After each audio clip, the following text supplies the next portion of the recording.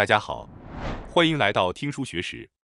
今天我要给大家介绍由脚骨介药之先生所著的《长寿但大脑不衰老的人的习惯》这本书。最近是否出现了类似的困扰？忘性加重，因为一点小事感到烦躁，或者觉得菜的味道和以前不太一样？您或者您的家人是否有类似的情况？这可能是 MCI 轻度认知障碍的征兆。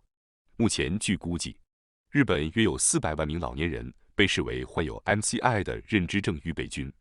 如果不进行治疗和干预，这些人当中有40%将在5年内发展为全面的认知症。而且，认知症目前尚无有效的治疗方法。预计到2025年，日本的认知症患者将达到700万人。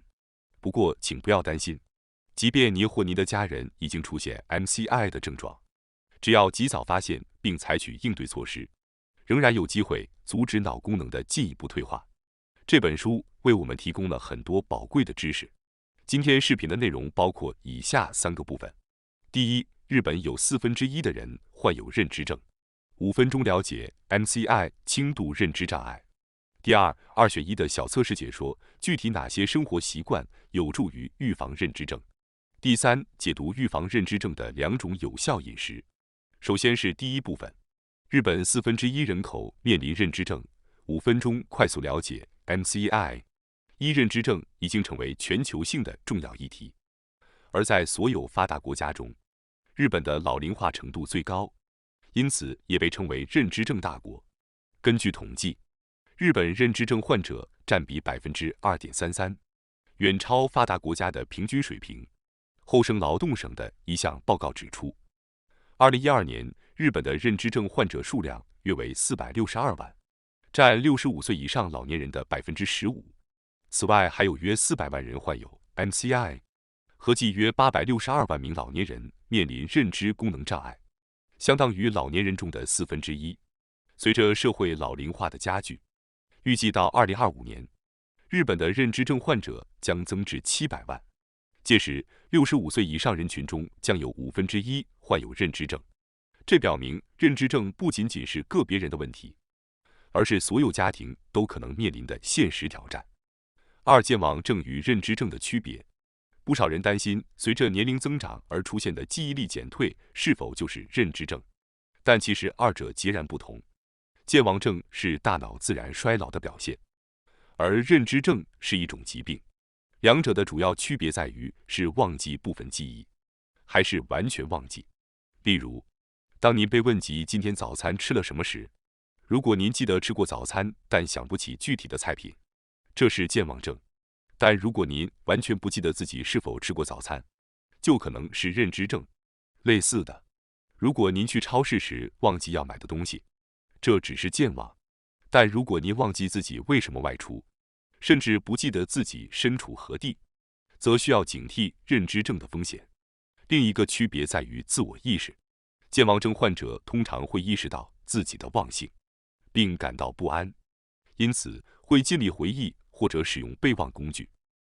而认知症患者往往缺乏自我意识，即使被家人指出也无法理解，有时甚至会因此发怒。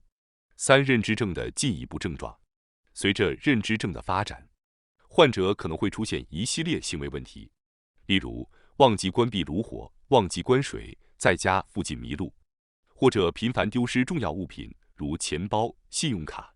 此外，患者可能逐渐不会使用日常工具，生活自理能力大幅下降，无法独立生活。这就是认知症与健忘症的区别及其带来的影响。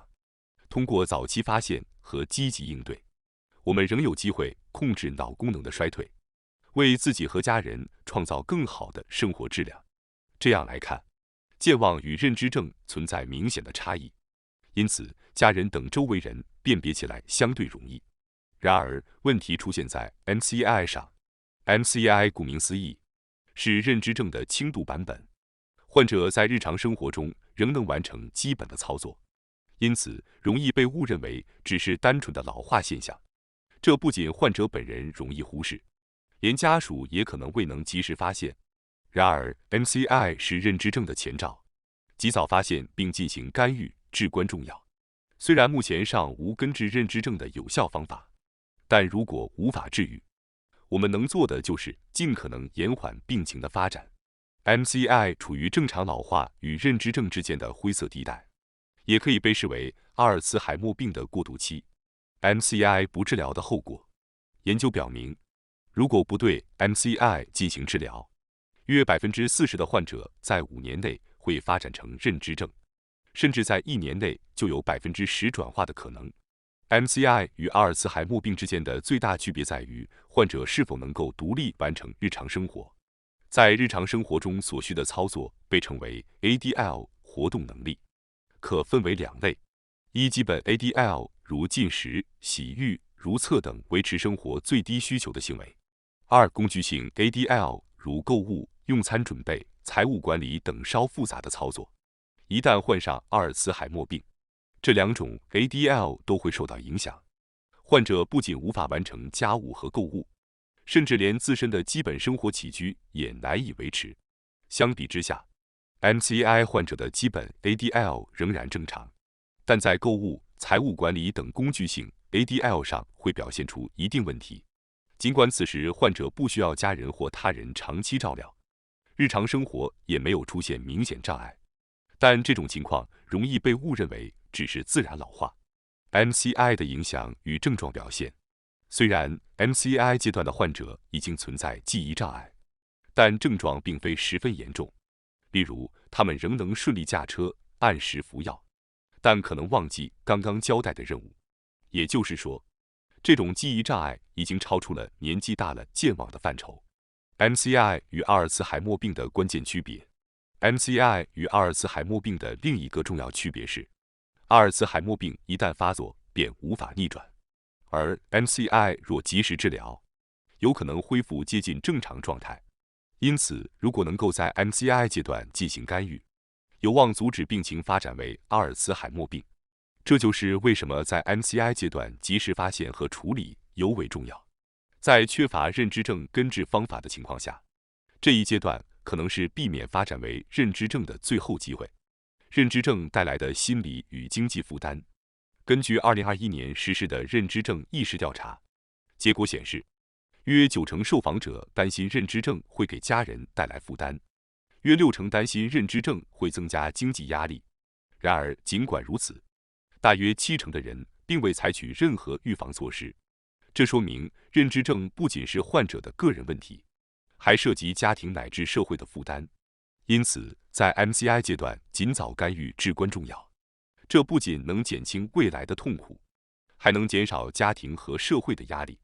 也就是说，尽管很多人害怕认知症，但仍有许多人没有采取任何预防措施。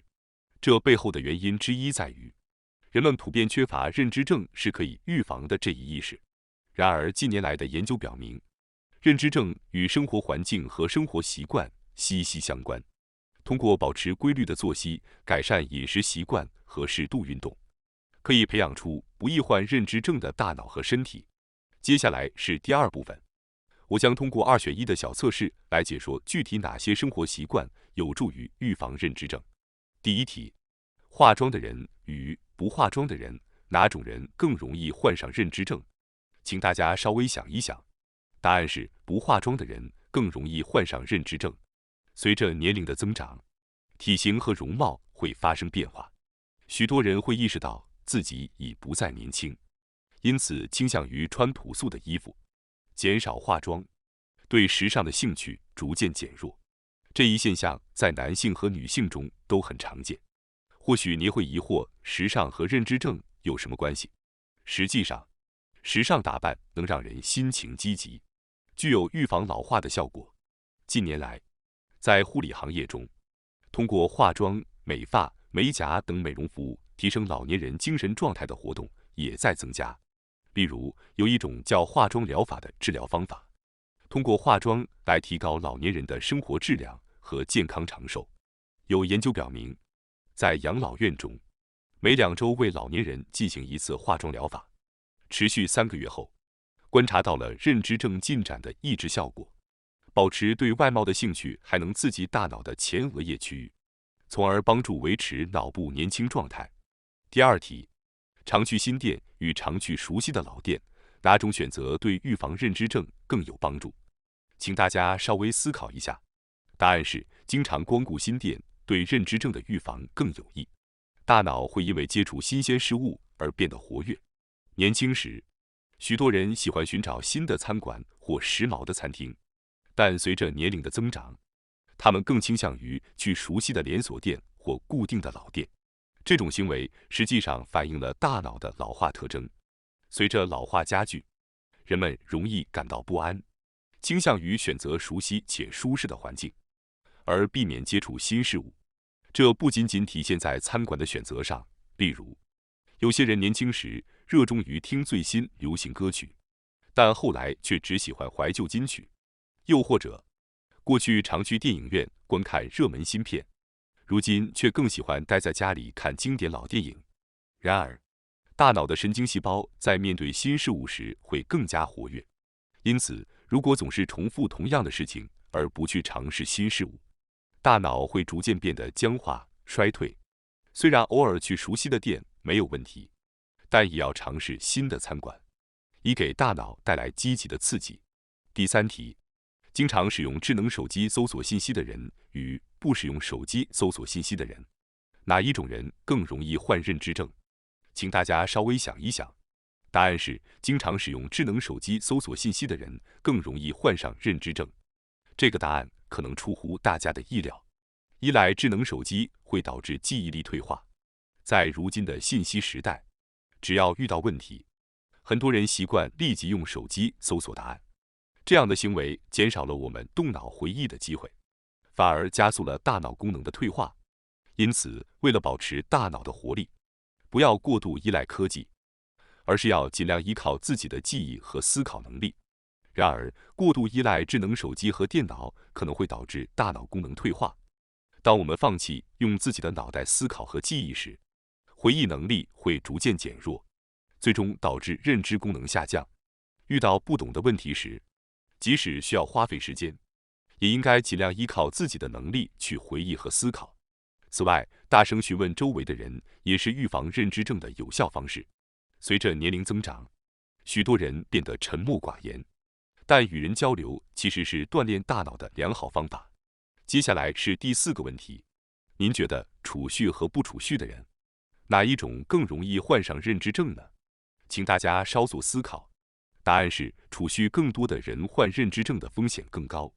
日本人普遍认为储蓄是一种美德，是非常喜欢存钱的民族。当然，为了孩子的教育、房贷以及养老生活而节俭是可以理解的。然而，正如再多的知识不去运用也毫无意义一样，如果只是积累财富却无法善加利用，那么这些财富也会变成无用之物。只有在需要的时候去使用金钱，它才能发挥真正的价值。当然，这里并不是提倡浪费或挥霍，而是强调要认真思考如何有效使用金钱。在使用金钱时，我们会调动大脑的前额叶皮质区域，使大脑保持活跃，从而有助于预防大脑老化。如果金钱的使用带来满意的结果，还会刺激幸福荷尔蒙的分泌，帮助我们保持大脑的年轻活力。接下来是第五个问题，您觉得夜行生活和晨行生活，哪一种更容易导致认知症呢？答案是，夜行生活的人更容易患上认知症。我们的身体自然会在晚上感到困倦，并在早晨自然醒来。这种生活节奏是由体内生物钟调节的。如果长期熬夜，大脑无法得到充分休息，处于过度疲劳状态，可能会导致脑细胞损伤，进而影响认知功能。根据国立长寿医疗研究中心的研究，75岁以上的老年人如果习惯熬夜，患认知症的风险会大幅增加。此外，研究表明，晚上11点以后入睡的老年人，患认知症的几率比在9点到11点之间入睡的人高出近2倍。因此，保持良好的睡眠习惯不仅对大脑健康有益，对身体健康也至关重要。建议尽量避免熬夜，并在晚上9点至11点之间入睡。接下来是第6个问题，您觉得电话通话和视频通话，哪一种更有助于预防认知症呢？答案是视频通话更有效，与人交流会刺激大脑活动，因此交流是预防认知症不可或缺的一环。然而现实中，有时我们无法与他人见面，在这种情况下，进行视频通话是最好的选择。相比于仅使用听觉的电话通话，视频通话因为加入了视觉信息，会更全面地调动大脑活动。如前所述，我们从五感中获取的信息中有80%来自视觉，因此包含画面的交流能比单纯的语音交流更充分地激活大脑，有助于保持认知功能。第7个问题：洗澡和淋浴哪个更有助于预防认知症？答案是，为了预防认知症，建议泡澡，而不是只用淋浴。一般来说，温水的半身浴对健康有益，但研究表明，预防阿尔茨海默病更有效的是热水浴，这背后有科学依据。下面用简单的方式解释一下。阿尔茨海默病的主要原因被认为是贝塔淀粉样蛋白在大脑中堆积。另一方面，我们的大脑中也存在分子伴侣，这种物质能将贝塔淀粉样蛋白无毒化。您可以把贝塔淀粉样蛋白比作大脑中的垃圾，而分子伴侣则相当于大脑的清扫工具。分子伴侣有多种类型，其中一种叫热休克蛋白。研究表明，体温升高时，这种蛋白质会增加，因此当泡在40至42度的热水中约10分钟，体温上升后，热休克蛋白的数量会增加，它就能更好地清理大脑中的贝塔淀粉样蛋白。淋浴无法产生这种效果，所以泡澡对于增加这种清扫作用至关重要。当然，温水的半身浴也有一定的健康效果，但为了预防认知症，偶尔泡个热水澡误视为一种不错的选择。第8个问题：追剧时，是每周看一集好，还是全部录下来一次性看更好？答案是，每周按时看一集更有助于预防认知症。如今，观看电视剧的方式已经发生了很大变化，有些人喜欢等全部剧集更新完后再一次性追完，有些人则每周按时收看最新一集。但从认知症预防的角度来看，每周分次观看更为有效。这是因为每周观看时，需要回忆之前的剧情，这会刺激大脑的记忆力。同时，在一集结束后，你还会思考并预测下集剧情的发展，这些活动都会激发大脑的活跃度。如果一次性追完所有剧集，这种回忆和思考的过程就会减少，刺激大脑的机会也会随之减少。接下来是第3部分，我来介绍2种对预防认知症非常有效的饮食方法。认知症的预防需要从日常饮食开始。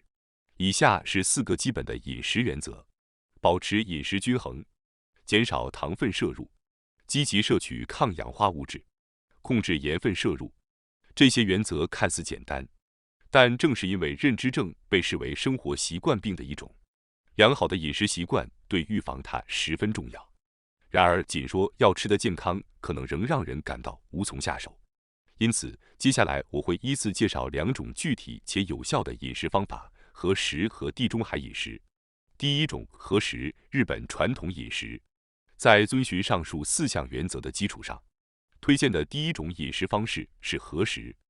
无论是否为了预防认知症，健康饮食的基础在于均衡摄取3大营养素：蛋白质、脂肪、碳水化合物，并补充维生素和矿物质等微量元素。和食的核心模式是1汤3菜，即米饭、味噌汤和3样配菜。